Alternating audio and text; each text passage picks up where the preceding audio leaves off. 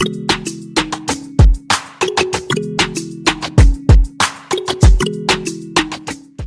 loves, welcome and welcome back to my channel.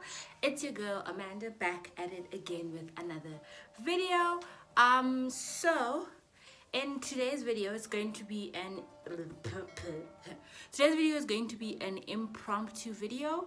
I've been getting a lot of questions lately about people wanting to go into virgin relaxers, but finding it a really daunting and scary experience, not knowing what to do.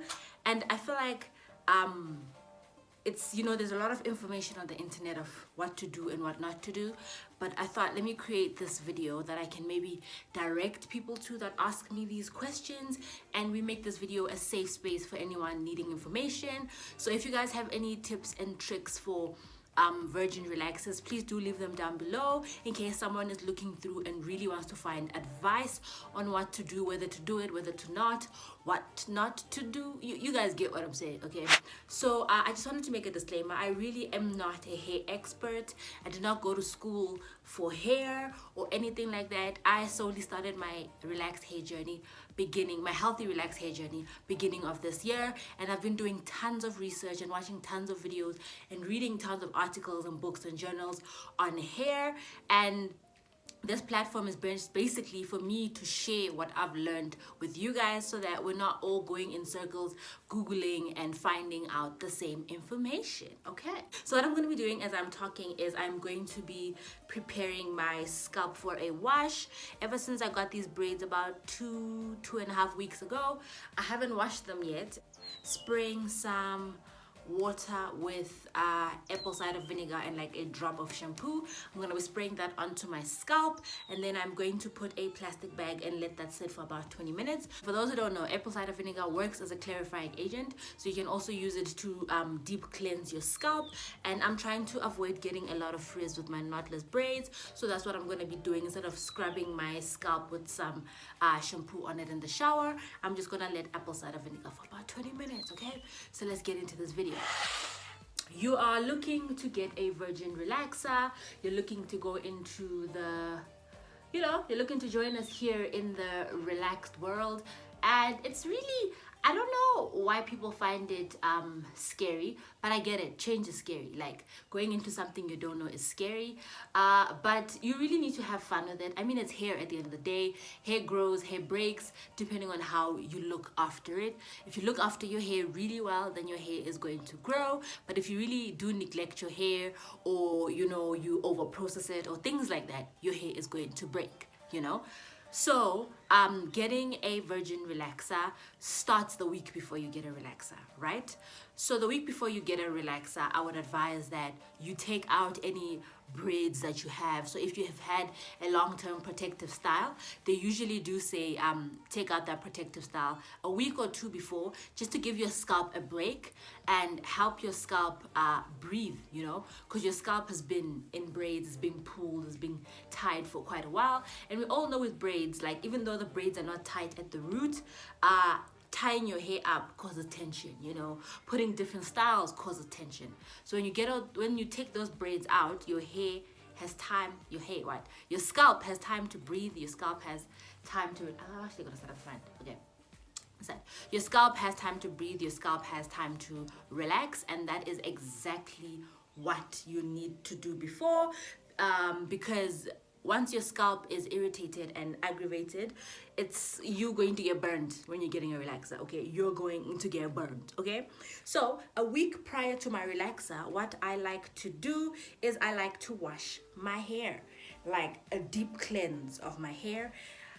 Now, this is my personal opinion on what I do. I know a couple of people who also do this, but I also know people that do not like to wash their hair at all in the week leading up to their relaxer, because of this, because most of us were told that relaxers work better on dirty scalps, on dirty hair.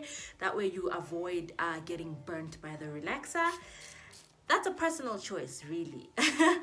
Because I am a firm believer that in order for a treatment to work, like any other treatment, your scalp needs to be clean. There should be no buildup. Your hair should be clean and shouldn't be any buildup for the relaxer to take well on your hair. Of course, I give myself a window period, so I do not wash my hair too close to my relaxer. I like to keep it 7 to 10 days before my relaxer, so that's a week before my relaxer. As days leading up to my relaxer, I do not put water on my scalp. I do not wash my hair in any form of way, because I do not want my scalp to be too fresh, you know. Like, I want my scalp to be fresh, but I don't want it to be too fresh. So I would advise that a week before your relaxer, you do give your scalp a deep cleanse. You wash your scalp, you know, try get rid of any serious buildup that you may have that may prevent the relaxer from taking on your hair. Also a reminder, a relaxer that shouldn't go on your scalp, so having your scalp clean wouldn't really put a damper on the relaxer, because I also okay, I'm going too far ahead of myself. Okay, cool. We've talked about washing our hair. Another thing I like to do is give my hair a protein treatment the week before a relaxer. This way I know I'm giving my hair the best fighting chance going into a relaxer. Because we all know a relaxer is it's a stripping process. Your hair goes through a lot when it's being relaxed, so you don't want to go into that process with already breaking, thin, fragile hair, because all that's going to do is make the hair worse, depending, or more especially depending on the relaxer that you're using. We all know no-lay relaxers are harsh on the hair and easy on the scalp. So if it's harsh on the hair and you're going in it with hair that's already fragile, your hair gonna break, okay? And that's what you do not want to do, okay? Another reason I believe in washing my hair the week before a relaxer is that is my last opportunity to detangle my hair fully, like have my hair fully detangled and fully free from any tangles and any matting. That way, when it comes time to my relaxer, it is not a hassle, it is not a stress to part through my hair and get the relaxer through my hair and try to detangle it while putting the relaxer through my hair. You're going to lose a lot of time, you're going to cause a lot of over processing. So the week before my relaxer, I like to do a thorough with the comb and my fingers detangling, and that's what I use the week before my relaxer for. Okay. And then I like to do a low manipulation style, because I do not want to aggravate my scalp on the days leading up to my relaxer. So I do not want to do something that's going to put a lot of tension on my scalp. I like to do, you know, some light twists backwards, or, you know, do like something light and not, you know, something not heavy on your hair. If you just want to put, you know, a loose bun for that week, do a loose bun for that week. The lower the manipulation, the better, okay? You do not want to mess around with your scalp, baby, okay? And then I also stop using stimulating oils on the days leading up to my relaxer. So the wash before my relaxer, the 1 week wash before my relaxer, I do put some tea tree and stuff like that in my deep conditioner. But when it comes closer to my relaxer, so when it's like 2 days to my relaxer, 3 days to my relaxer, I don't use any oils that have stimulating oils in them. So I don't use any oils with tea tree or peppermint oil that will make my scalp, you know, open and ready to accept things, because I do not want my scalp to be ready and willing to accept things and then it accepts the relaxer and then I burn, okay? That's the one thing I do not want to happen. So yeah, I stop using any stimulating oils. Okay, this is a messy process, but yeah. So we've talked about the week before a relaxer, we've talked about days leading up to a relaxer. Let's now talk about the morning of your relaxer. You've woken up, you're excited, baby, you're getting your relaxer, it is exciting. This is the day where I wake up early. Getting your relaxer done, especially if you're doing it yourself, is a whole day process for me, okay? So in the morning, I like to wake up and part my hair into sections. The sections I'm going to be using when relaxing my hair. I don't know if you've ever watched any hairlicious video, but she twists her hair into different sections that she will easily use to apply the relaxer, and that's what I do as well. I will link her video and her channel down below on what exactly I'm talking about. I actually even have a small clip of this. So I start to section my hair and base my previously relaxed hair with petroleum and conditioner, just to prevent overlapping of the relaxer, and I do this the morning of my relaxer. Okay, so you do not want to overlap the relaxed hair that is already there, but if you're going into a virgin relaxer, you do not have to do the step because you don't have any hair to overlap, because you need to relax the length of your hair. But it is a good idea just to part your hair into 4 sections. That way you'll be able to work easily and easier through the sections of the hair and not be fighting to get through sections of your hair in the required time. Okay, so if you're getting a virgin relaxer, I would advise that you relax your hair from tip to root.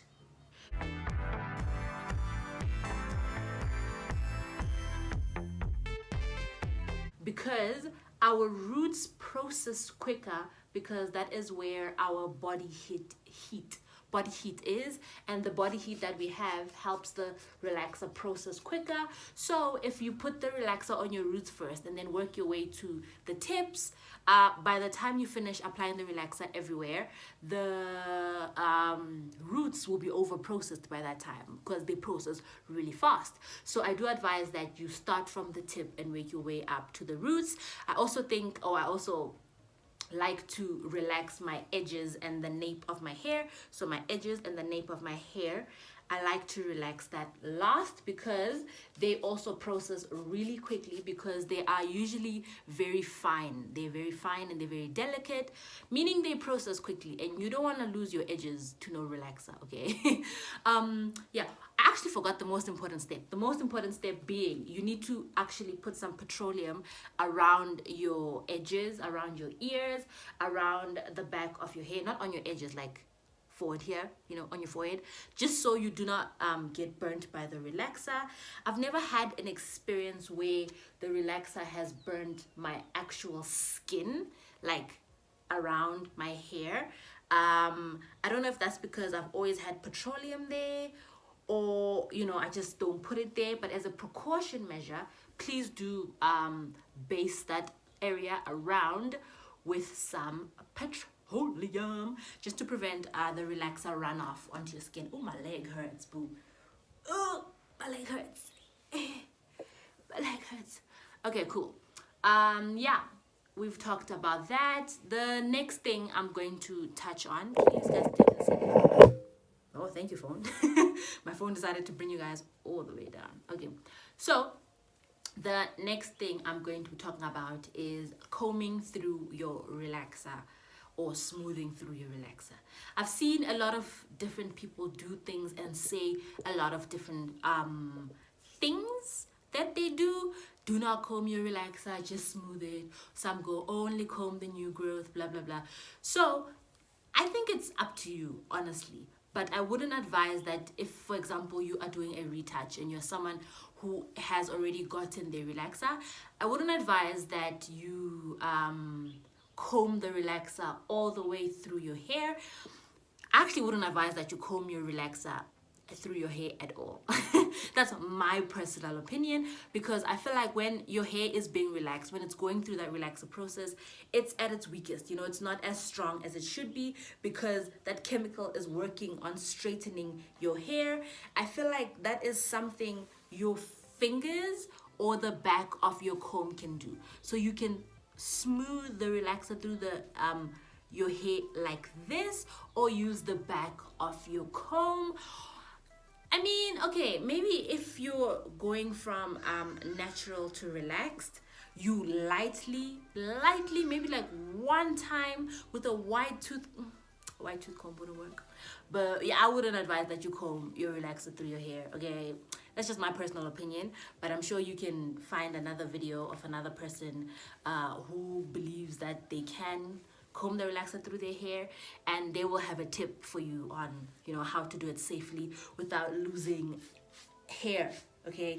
I saw a video of this very funny girl. Actually, she is a YouTuber, and she was getting her hair relaxed for the first time, and the hairdresser was combing through that relaxer, and every time the comb left the girl's hair, it left with her hair. Pull up, pull up.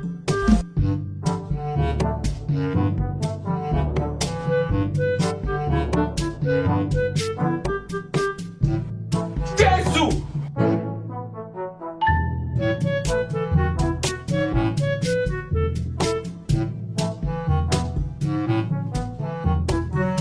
So that's, something to keep in mind, something to keep in mind.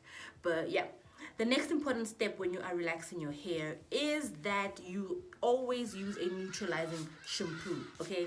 You need to make sure that... Thanks, birds.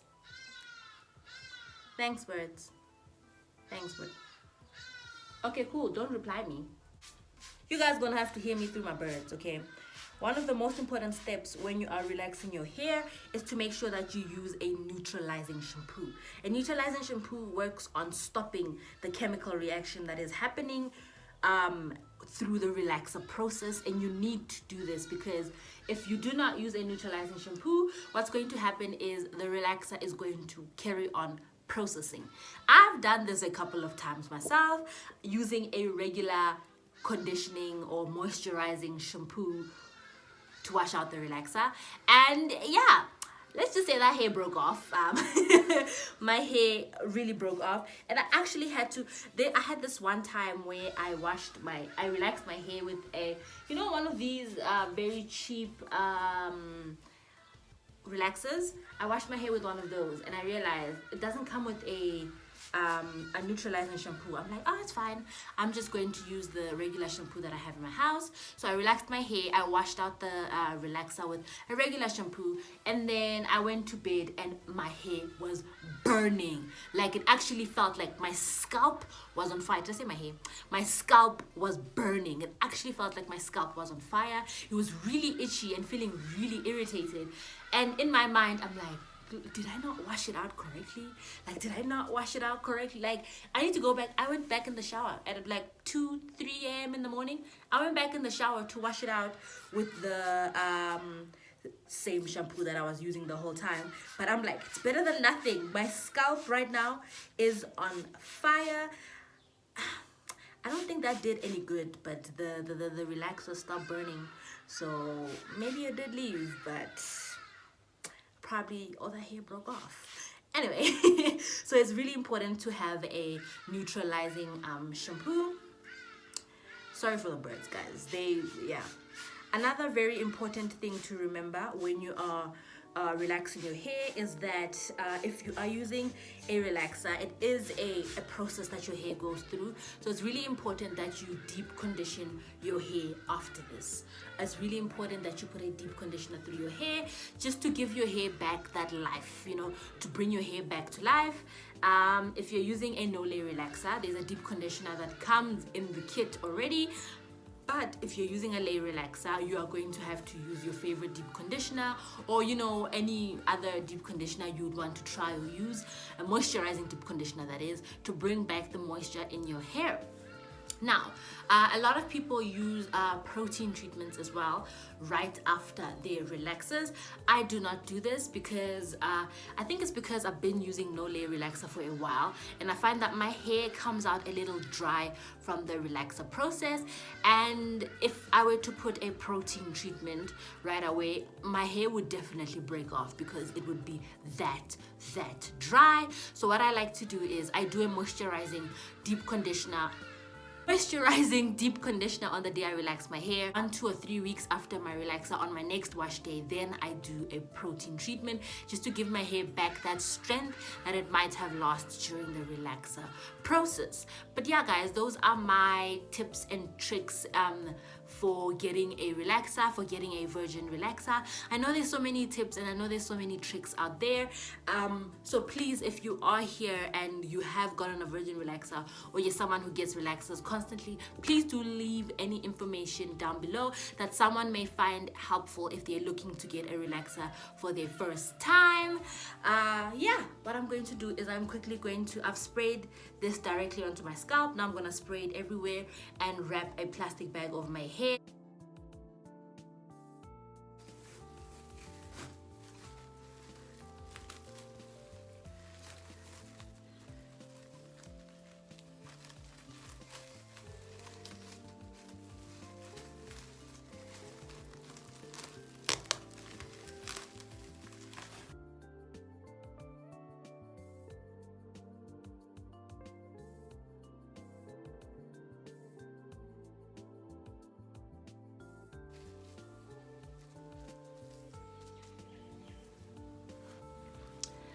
Anyway guys, thank you so much for watching my video. This is what I have done. I have put some clean wrap onto my hair just to trap in the apple cider vinegar and let it work. I'm gonna keep it in for about 20 minutes. Is that a hole? Where'd the hole come from? Okay, I'll put another layer just now. But I'm going to keep this in for about 20 minutes. Probably put another plastic bag on top of this. Keep it in for about 20 minutes, and then I'm going to go into the shower, put a little bit of shampoo on the length of the braids just to make them smell good as well. Rinse that out, put a bit of conditioner to the base here. I don't need it there, to the base here, just to make sure my hair gets that moisture back after the apple cider vinegar, because as I said in the beginning, apple cider vinegar acts as a clarifying agent, so it does dry your hair out, and you do not want to leave your hair dry, you know, because dry hair breaks. Exactly. I don't know if I showed you guys this, but this is the apple cider vinegar that I used, and I diluted this with some water.